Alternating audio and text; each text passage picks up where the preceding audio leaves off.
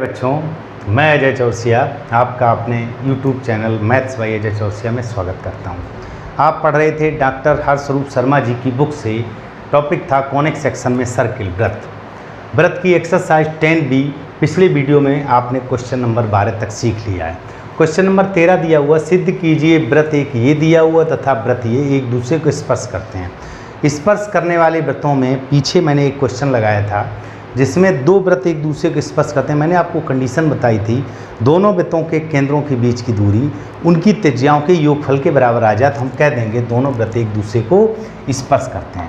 तो सबसे पहले दोनों वृत्त को लिख लीजिएगा और जो हमारा स्टैंडर्ड समीकरण है इससे आप तुलना कर दो इसकी भी, और x² + y² + 2gx + 2fy + c = 0 से तुलना करने पर। ठीक है बेटा, ये आप नीचे लिख लेना, मैंने यहीं पे लिख दिया है करने पर।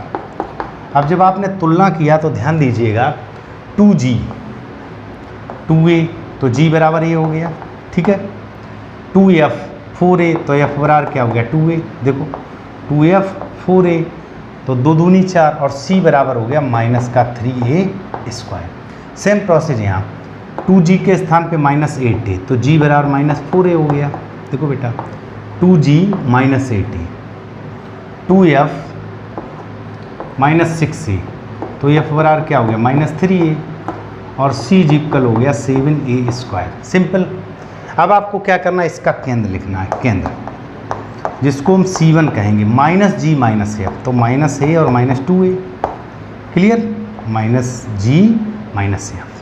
त्रिज्या की बात करें, त्रिज्या जिसको हम R1 कहेंगे, पहली त्रिज्या √g² यानी कि a² plus g² plus f² तो 4a² -c तो -+ 3a²। 4 3 7 1 8 √8a²। ये आप लिख सकते हो 2√2a। सिंपल है। यहाँ पर बात करते हैं, केंद्र आपका आया, केंद्र -g -f तो प्लस का 4a और प्लस का 3a। त्रिज्या की बात कर लें, त्रिज्या जिसको हम शो करते हैं R2 से √g², ये हो गया 16a²। g का मान -4 है तो 16a² प्लस f² तो 9a² और -c तो 7a²। ठीक है बेटा, अब ये देखिए 9 में से 7 गया तो 2 16 2 18a² √18a²। तो ये आपका हो गया 3√2a। क्लियर। अब R1 मैंने निकाल लिया, R2 मैंने निकाल लिया। अब जो हमारा महत्वपूर्ण काम रह गया वो रह गया केंद्रों के बीच की दूरी। तो केंद्र बेटा हमारा ये पहला वाला है -a और -2a। दूसरा केंद्र है 4a, 3a। इनके बीच की दूरी निकालें, चाहे पहले में से पहला घटाना, चाहे इससे घटाओ चाहे इससे घटाओ। तो 4a -a तो +a हो जाएगा का वर्ग, 3a -2a तो +2a। ठीक, इसका वर्ग √4 1 5 तो 25a² हो गया प्लस 3 2 5 ये भी 25a² हो गया। तो कितना हो गया 50a² √50a²। तो ये हो गया आपका C1 C2 हो गया 5 5 25 दूनी 50 5 √2a। ठीक है बेटा, अब ज़रा देख लो R1 + R2 निकाल लो। R1 + R2, R1 का मान है 2√2a और प्लस R2 का मान है 3√2a। तो 3 और 2 5 √2a हो गया। देखो बेटा 2 √2 और 3 √2, चाहो तो √2a कामन ले लो, ऐसे कर लो, ये कामन ले लिया तो 2 + 3 तो 5 √2a हो गया। तो ये आपका आ गया R1 + R2 = C1 + C2। ये मैंने निकाल लिया। तो आप लिखेंगे अतः वृत्त एक दूसरे को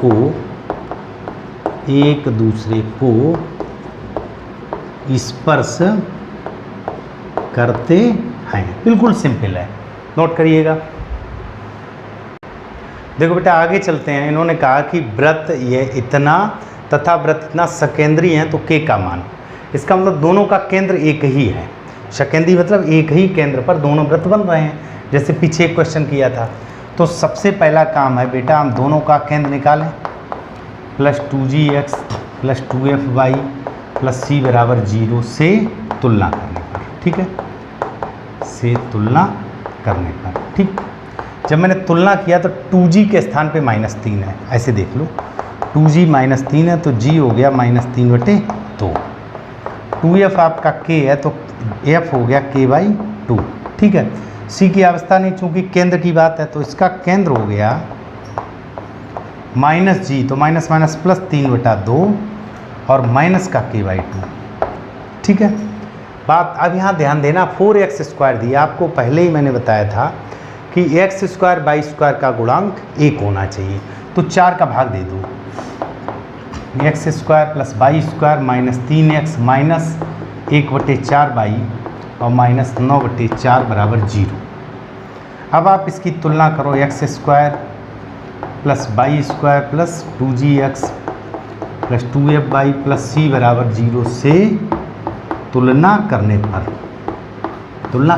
क्लियर। तो देखो सेम प्रोसेस बेटा, 2g इक्वल -3 आया तो g बराबर -3/2 आ जाएगा, ठीक, 3/2। 2f आपका कितना है बेटा, 2gx 2f, ये -1/4 है, 2f की जगह तो f हो गया माइनस का 1/8। केंद्र की बात करें, केंद्र होता -g -f, तो प्लस का 3/2 हो गया और माइनस f 1/8 हो गया। ध्यान दीजिएगा, देखो पहला कोऑर्डिनेट दिया हुआ है 3/2, तो ये भी 3/2 आया। तो दूसरा, चूंकि आप यहाँ एक लाइन लिख दो, चूंकि वृत्त संकेंद्री हैं, मतलब उनका केंद्र एक ही है, तो इसका मतलब -k/2 बराबर 1/8। सिंपल सी बात है बेटा। अब देखो तो यहाँ हो गया k बराबर माइनस का 1/4, यही हमारा आंसर आ गया, ठीक है बेटा। तो मैं आशा करता हूँ आपको वीडियो पसंद आया होगा, और प्रतिदिन हमारा वीडियो देखिएगा, अपने दोस्तों को बताइएगा, लाइक करिएगा, शेयर करिएगा, कमेंट भी करिएगा, और यदि कोई समस्या होती तो आप लिख के यूट्यूब पर भेज सकते हैं, मैं आपका उसका रिप्लाई ज़रूर दूँगा। मिलते हैं अगले वीडियो में, तब तक के लिए बाय बाय।